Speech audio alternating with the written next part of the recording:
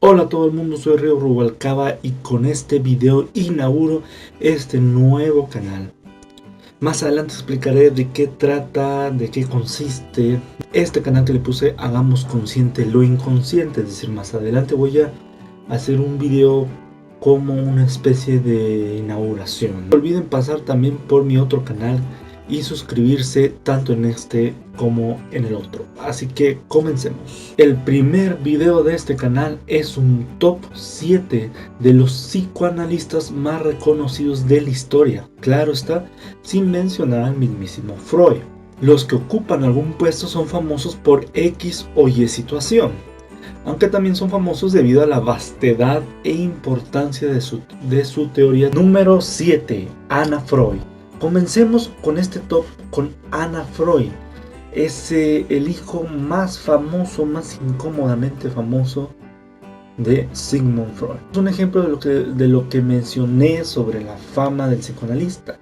Anna Freud es famosa primordialmente por ser la hija de Sigmund Freud, el creador mismo del psicoanálisis. Y dicen las malas lenguas que los libros más famosos de Anna Freud, el padre Sigmund Freud metió un poquito de mano, un poquito de su escritura, especialmente en el libro El yo y los mecanismos de defensa. Muy buen libro, por cierto.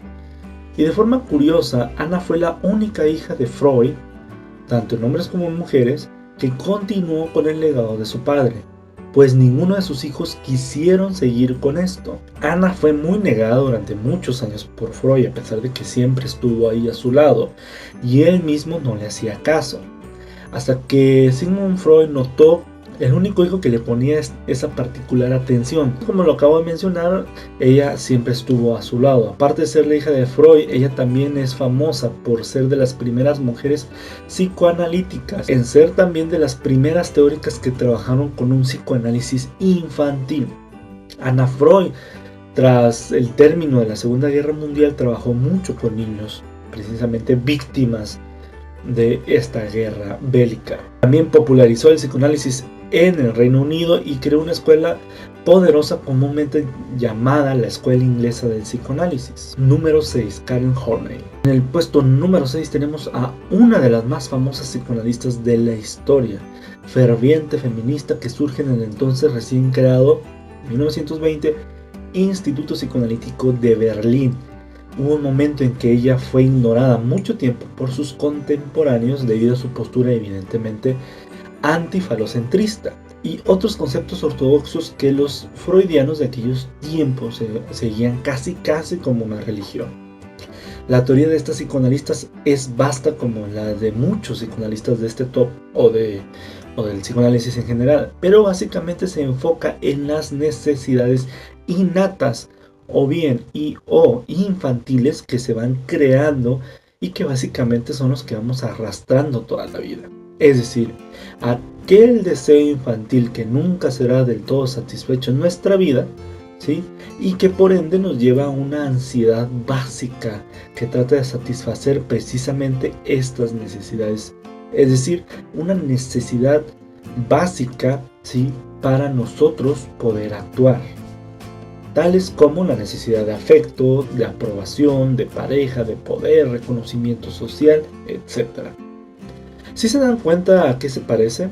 Exactamente a la pirámide de las necesidades de Maslow, psicólogo de la llamada tercera fuerza de la psicología, en donde él mismo reconoce en ella una de las fundadoras de la psicología humanista. Número 5. Donald Winnicott.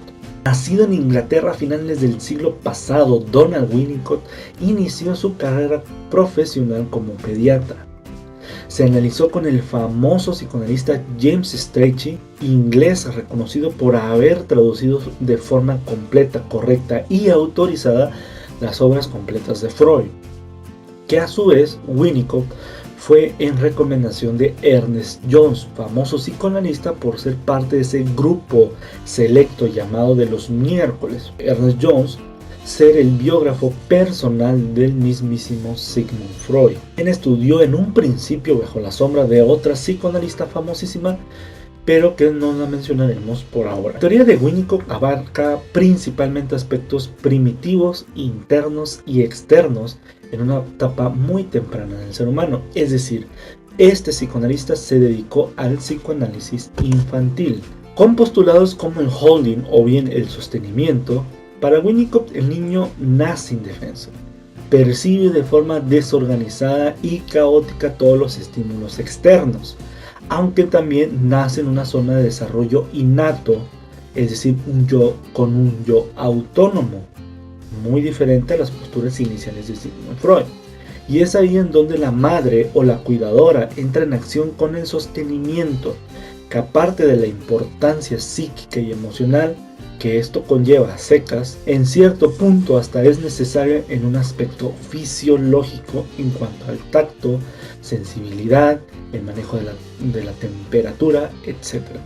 También manejó los conceptos del self verdadero y self falso, así como los objetos de transición, como es cuando el niño tiene una mantita o un oso de peluche que nunca suelta, debido a que ese dolor de la separación, ¿no?, del objeto más primordial de la vida de todo ser humano, que es la madre, entonces hace esa transición de amor con algo representativo, es decir, como acabo de mencionar, un osito o una mantita.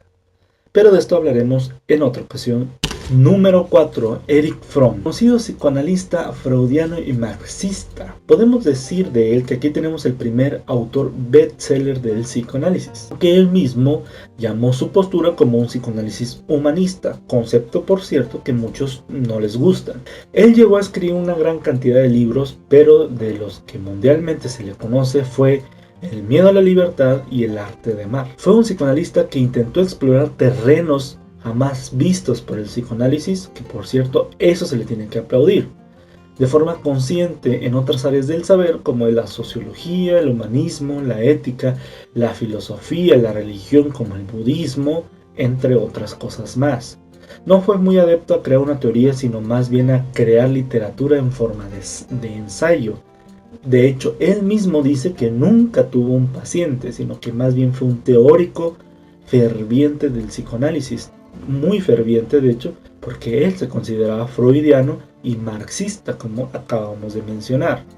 Aunque los conceptos que más destacan son los que se pueden sacar precisamente de sus libros más famosos. Son las necesidades de amar que tenemos todo el ser humano, de rozar con otra persona, el temor innato que tiene el ser humano a ser libre, y la tendencia también del ser humano de seguir a un líder y hacer más fácil la existencia del ser humano como individuo, culpar a dicho líder si todo sale mal. Número 3. Carl Gustav Jung. Aquí empezamos con los pesos pesados del psicoanálisis en cuanto a su fama. Hablamos de Carl Gustav Jung, el hijo rebelde de Freud, o simbólicamente hablando, el heredero psicoanalítico de Freud, el psicoanalista místico y hasta cierto punto religioso. Jung era la esperanza de Freud para que encabezara su imperio psicoanalítico, pues Jung era blanco, cristiano, muy europeo, tenía literalmente la cara para continuar este legado, debido a que, hay que recordar, Freud fue muy atacado simplemente por el hecho absurdo de que era judío. También hay que recordar que Freud vivía en un ambiente muy antisemita. Sin embargo, Jung, desde que estuvo en ese afamado grupo de los miércoles, tuvo una relación de amor y odio con Freud, a tal grado que mejor decidió alejarse de él y crear su propia corriente, su propia postura en el psicoanálisis, abordando también aspectos sociales, antropológicos y filosóficos y religiosos, inclusive antes que el mismísimo Fromm. Su teoría también es muy vasta y abarca aspectos totalmente diferentes a la teoría freudiana, como son los conceptos del inconsciente colectivo, los arquetipos, la sombra, el ánima, entre muchos otros. Antes de pasar al segundo y el primer lugar, los dos próximos puestos fueron para mí muy difícil de posicionar, pues son tan vastos y famosos que me fue realmente difícil decidir quién se quedaba con el puesto número 2 y quién se quedaba con el puesto número 1. Pues no solo son famosos por sí mismos, sino que son los únicos que crearon una escuela, una teoría totalmente completa. Aunque cabe destacar, por cierto, que todos estos psicoanalistas fueron grandes no por el hecho de ir en contra de Freud, sino declararse, al menos en algún momento de sus vidas, freudianos y mejorar, quitar o ampliar la teoría freudiana. Número 2. James Lacan. Estamos hablando aquí de no solo una persona, sino de toda una teoría y de toda una institución. James Lacan representa la tercera escuela creada a partir de Freud. Fue tan poderosa su teoría que es el único que ha abordado toda la teoría freudiana. Porque otros psicoanalistas hablan de una cosa, de otros aspectos o de una etapa de Sigmund Freud.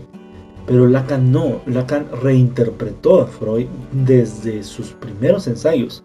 Lacan, freudiano de hueso colorado, estableció un psicoanálisis único a partir directamente de Freud, de la filosofía, especialmente de la dialéctica, de la lingüística, de la antropología y hasta de las matemáticas. La teoría de Lacan es tan vasta que se escribieron 27 seminarios, 2 escritos, entre muchos más.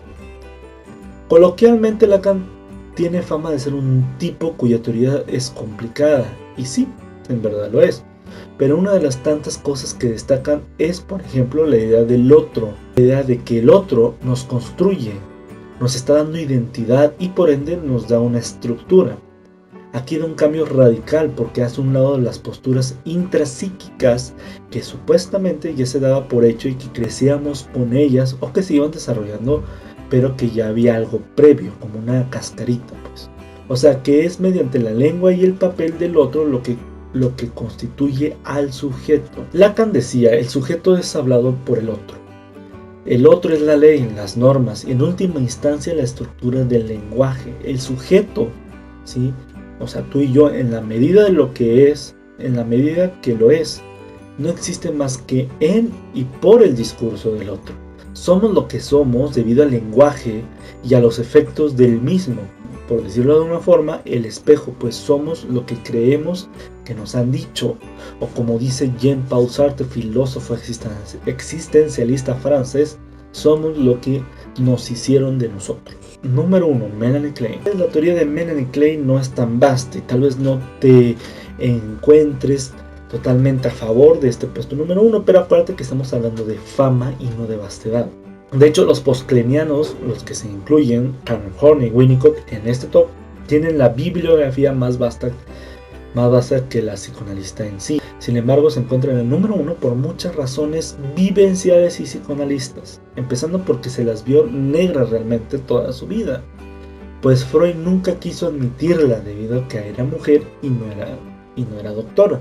Recordemos que todos los psicoanalistas de ese momento eran doctores. De hecho, lo más cercano que pudo estar de Sigmund Freud fue con Karl Abraham, discípulo directo de Sigmund Freud. Muchas veces se tacha de fatalista la teoría kleiniana, pero es debido precisamente a su vida tan particular que antes mencioné. Ella trató con niños, algo que no se hacía, y postuló una teoría psicoanalítica en base a la teoría de los impulsos freudianos, algo increíble que establece la idea en donde desde que nace el ser humano ya hay algo que se empieza a maquinar, casi como heredado de forma histórica. Es decir, Klein establece que el niño tiene un cerebro inmaduro y mecanismos psíquicos también primitivos, y te va explicando cómo va funcionando el cerebro de un niño. Empieza hablando de la fantasía y manifiesta que el niño, con su pobre recepción del mundo, no sabe nada, no entiende nada. Imaginemos que un día nos despertamos, ¿sí?, sin saber nada y con simplemente ver poquito y aparte no entender nada. Pero empieza a sentir hambre, frío y calor, etc. Después llora por X o Y razón y nota de forma muy difusa que algo se acerca a la boca del bebé y le alivia el hambre. El niño comprende que cada vez que siente hambre ve un bulto, es decir, el pecho, que le quita el hambre, es decir, el pecho bueno. Sin embargo, el niño empieza también a sentir desconfort y comienza a llorar más y a moverse y a patalear y a lastimar a la madre. Esto lo podemos ver siempre con las mamás, porque tienen la necesidad de satisfacer otras cosas, y esa cosa arrima de nuevo el bulto, es decir, el pecho, pero el bebé lo avienta, lo ataca, lo muerde, es decir, representa un pecho malo, intenta destruirlo. En su inconsciente profundo, el bebé nota en su mundo nada más un pecho que lo satisface y un pecho que hace que se sienta mal, es decir, un pecho bueno y un pecho malo. Esto que acabo de mencionar es tan solo el principio de la muy interesante teoría kleiniana, que después, si quieren, pues hago más a un video exclusivo en esto.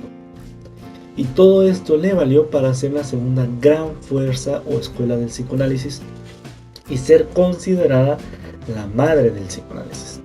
Recordemos que tanto el puesto número 2 y número 1, es decir, James Lacan y Mennel Klein, son los únicos hasta ahora, hasta el día de hoy, que han podido crear una escuela.